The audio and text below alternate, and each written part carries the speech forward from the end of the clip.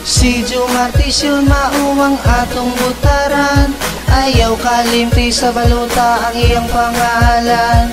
Pagkabisi mayor diri sa atong dakbayan, siya ang kinahanglan para sa kalambuan.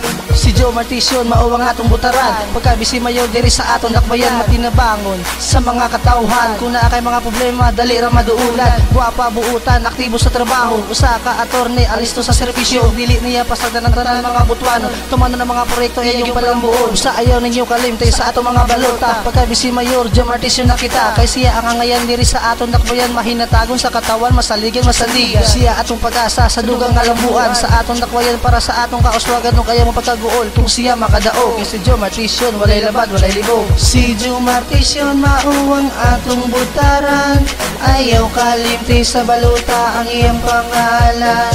Pagkabisi mayor diri sa atong dakbayan, siya ang kinahanglan para sa kalambuan.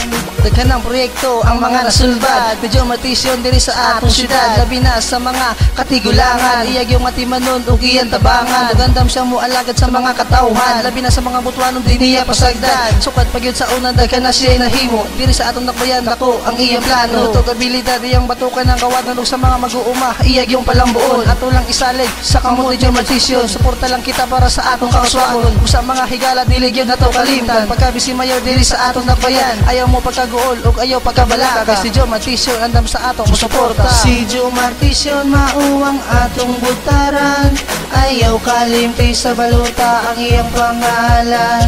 Pagkabisi mayor diri sa atong dakbayan, siya ang kinahanglan para sa kalambuan.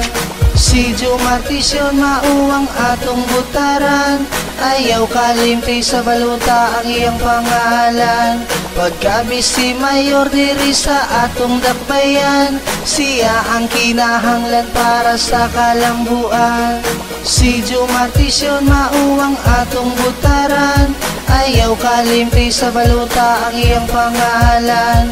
Pagkabisi mayor diri sa atong dakbayan, siya ang kinahanglan para sa kalambuan. Si Joe Martis yun mauwang atong butaran, ayaw kalimti sa baluta ang iyang pangalan. Pagkabisi mayor diri sa atong dakbayan, siya ang kinahanglan para sa kalambuan.